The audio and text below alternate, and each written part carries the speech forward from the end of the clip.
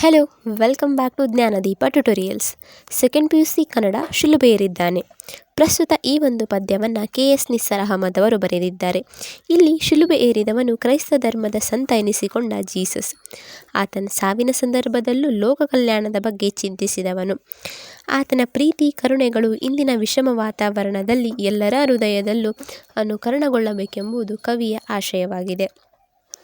ಆತ ಜನಿಸಿದ್ದು ಚಳಿಗಾಲದ ಡಿಸೆಂಬರ್ 25ರಂದು. ಆ ಚಳಿಯಲ್ಲೂ ಕೂಡ ಎಲ್ಲರೂ ಎಚ್ಚರವಿದ್ದು ಮನೆಯ ಮುಂದೆ ನಕ್ಷತ್ರಗಳನ್ನು ಹಾಕಿ ಈ ಒಂದು ಕ್ರಿಸ್ಮಸ್ ಹಬ್ಬವನ್ನು ಬಂಧು ಬಾಂಧವರ ಜೊತೆ ಕೂಡಿ ಆಚರಿಸುತ್ತಾರೆ.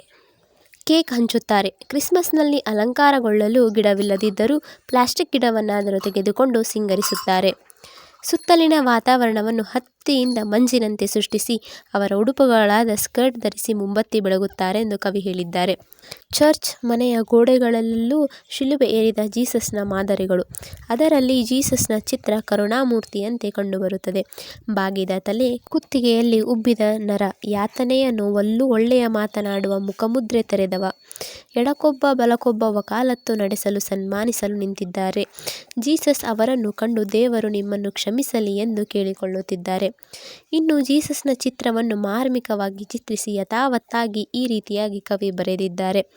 ಜೀಸಸ್ನ ತಲೆಗೆ ಮುಳ್ಳಿನ ಕಿರೀಟ, ಕೈಕಾಲುಗಳಿಗೆ ಬಡೆದ ಮೊಳೆಗಳು, ಆತನ ಶಿಕ್ಷೆ ಕೊಡಲು ಹಬ್ಬಿಸಿದ ಸುಳ್ಳಿನ ವದಂತಿ, ಹಾಗೂ ಕೋಮು ಜನತೆಗೆ ಯಾವ ಮಾತುಗಳು ಕೇಳದಷ್ಟು ಕೊಂಬುಗಳು, ಧ್ವನಿಗಳೊಂದಿಗೆ ಜೀಸಸ್ನನ್ನು ಯಮನ ಬಳಿಗೆ ಕಳಿಸಲು ಮಾಡಿದ ಸಿದ್ಧತೆಗಳು ಗುಜರಿಗಳಂತೆ ಕಾಣುತ್ತಿವೆ.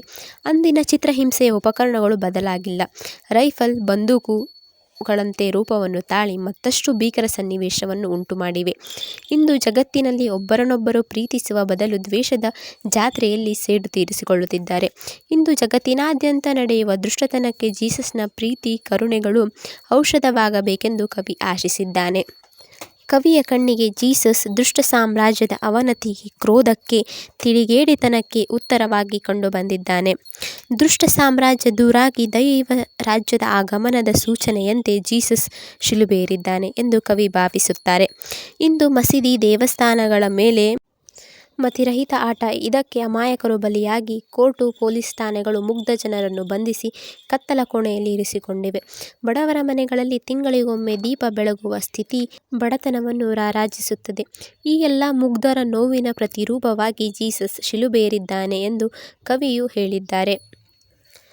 ಆತ ಶೋಷಿತರ ಕಣ್ಣೀರನ್ನು ಒರೆಸುವ ಸತ್ಯಮಾರ್ಗದಲ್ಲಿ ಜಗತ್ತನ್ನು ಮುನ್ನಡೆಸಬಲ್ಲ ಮಹಾಶಕ್ತಿಯಾಗಿ ಕಾಣಿಸಿಕೊಂಡಿದ್ದಾನೆ. ಕವಿಯು ಶಿಲುಬೆ ಏರಿದ ಏಸು ಜಗತ್ತಿನ ದುಃಖವನ್ನು ತೊಡೆಯುವ ಮಹಾಶಕ್ತನಾಗಿದ್ದಾನೆ ಎಂದು ಕವಿ ಭಾವಿಸಿದ್ದಾರೆ. Thank you for watching. ಮತ್ತೆ ಸಿಗೋಣ ಮುಂದಿನ ವಿಡಿಯೋದಲ್ಲಿ.